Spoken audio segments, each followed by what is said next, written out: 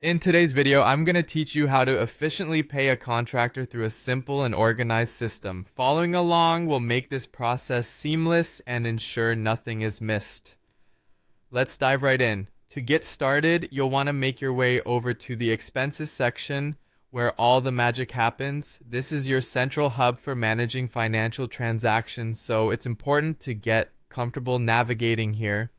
Once you're in the expenses section, you're going to look for the tab labeled vendors. This will anchor your view to all the various vendors you interact with, and from there you can easily locate the specific contractor you're looking to pay. With the list in front of you, take a moment to find the contractor's name. Once you've identified them, the next step you'll need to take is quite straightforward. Select the contractor. A simple click will suffice to highlight their information and prepare you for the next part of the payment process. After selecting your contractor, you're going to notice an option that stands out. Click on Pay.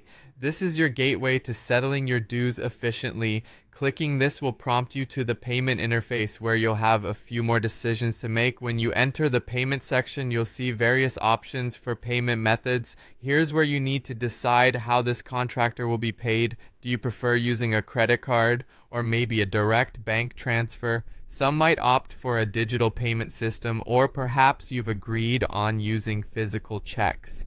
Consider what works best for both parties involved and make your selection accordingly.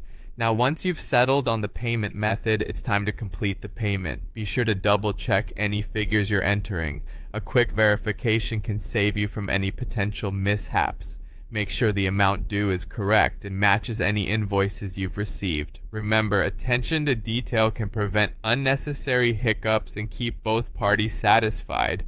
After everything's good to go, submit the payment. Completing this action will initiate the transaction.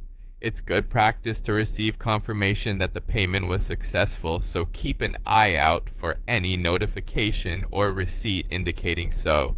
Often these details can be saved for your records, ensuring you have evidence of the transaction should you need it for future reference. And there you have it, a comprehensive guide on how to pay your contractor through the expenses and vendor sections. By following these steps, you ensure that your transactions are conducted smoothly, accurately, and with ease. Thank you for watching, and remember to subscribe for more practical tips on managing your finances efficiently.